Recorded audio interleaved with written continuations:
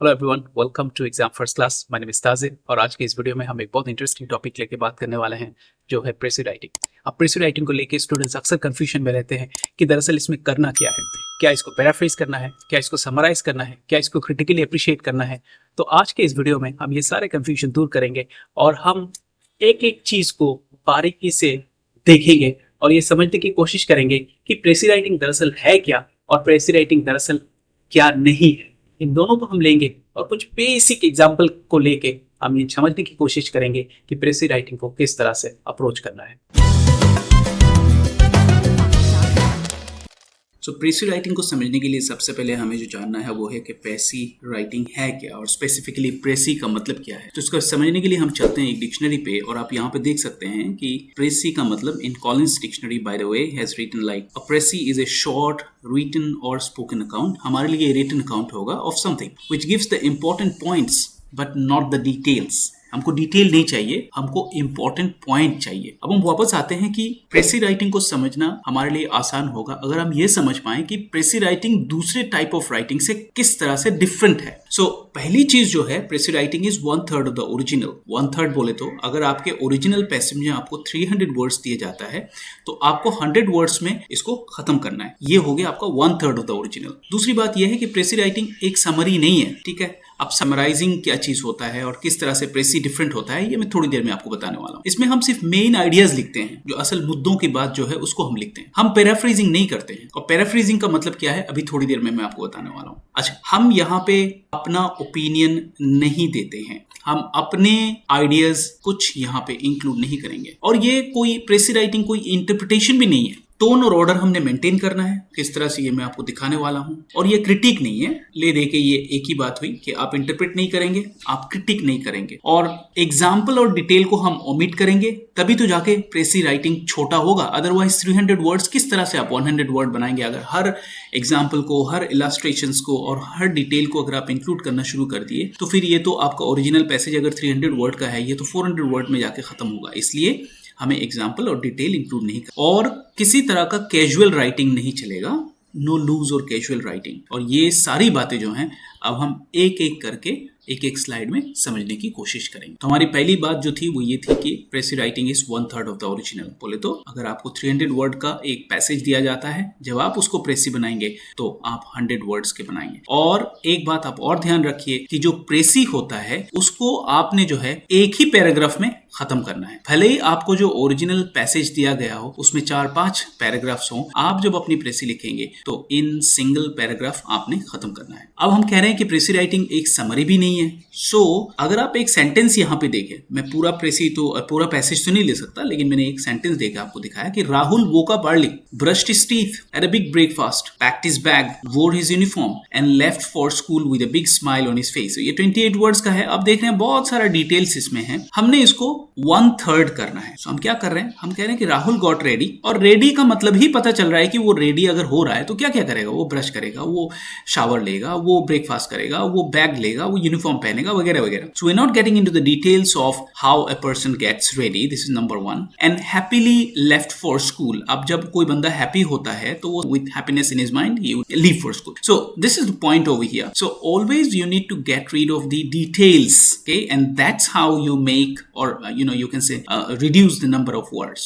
आगे हमने ये बताया था कि हम यहाँ पे सिर्फ मेन आइडिया लिखेंगे। अब मेन आइडिया का मतलब क्या हुआ कि it means you only right what is most important. जो सबसे इंपॉर्टेंट चीज है उसी को लिखेंगे, हम पैराफ्रेज नहीं करेंगे। पैराफ्रेज क्या होता है, you tell the same thing in different words. तो अगर आप सेम चीज डिफरेंट वर्ड यूज करके बोलेंगे तो आपका 300 वर्ड अगर पैसेज दिया जाता है आपका तो एंड में जाके 300 का 300 ही रह जाएगा, है ना। इसीलिए हम कहते हैं कि हमको मेन आइडिया चाहिए, हमको पैराफ्रेज नहीं चाहिए, ओके। और इसमें आप शॉर्ट भी नहीं करते हैं। पैराफ्रेजिंग में you can not shorten it, you just choose different words in order to express. Now हम एक एग्जांपल लेते हैं। अब देखिए यहाँ पे, the cat was missing for 2 days and walked through many streets before reaching its house. So 2 दिन से गायब था और बहुत सारे रास्तों से गुजरते हुए वो फाइनली अपने घर में। Now अब अगर हम इसको पैराफ्रेजिंग करते हैं तो हम बोलेंगे कि the cat had been gone for a couple of days. So यहाँ पे था missing for 2 days, हम कह रहे हैं कि gone for couple of days. आगे हम कह रहे हैं कि walked through many streets before reaching the house. I had a couple of misadventure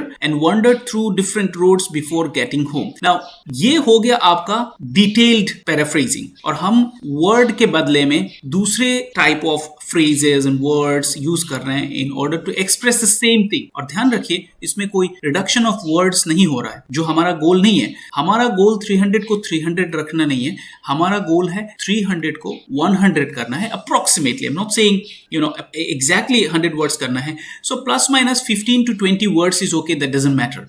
So main idea क्या हुआ?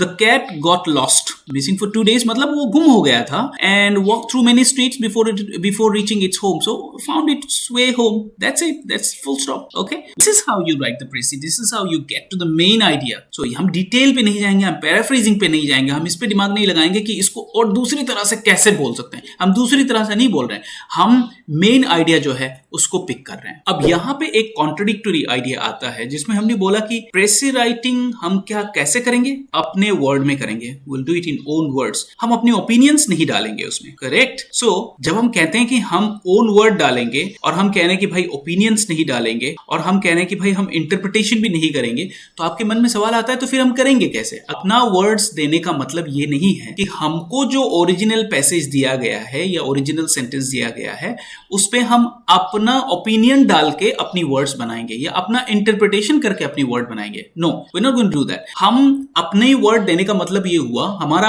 एम यही रहेगा कि there are say for example 300 words, we have to make it 100 words. So in order to make it 100 words हम अपना opinion नहीं देंगे। Example के तौर पे ये सेंटेंस देखिए, the cat chased the butterfly around the garden until it got tired and lay down in the sun, right? अब हम प्रेसी में क्या करेंगे? हम बोलेंगे the cat played in the garden, alright, and rested in the sun. That's it. ये जो butterfly के पीछे घूम रहा था वो असल में कर क्या रहा था? बट उसका कोई खास मकसद था। कैट तो बटरफ्लाई खाता नहीं है जनरली, आमतौर पे। सो वो बटरफ्लाई के पीछे क्यों घूम रहा था? Cat was playing with the butterfly, right? So the cat played in the garden and rested in the sun. अब अगर हम कहते हैं कि इंटरप्रिटेशन या ओपिनियन हम बनाना शुरू करते हैं तो कैसे रहेगा? The cat played in the garden and rested in the sun. How cute, है ना? तो ये हाउ क्यूट आया कहां से? मैंने अपना ओपिनियन डाल दिया। अच्छा, the cat wanted to catch the butterfly. किसने बोला the cat wanted to catch the butterfly? यहां पे तो है ही नहीं। वो बोल रहा है कि cat chase the butterfly, therefore the cat wanted to catch the butterfly.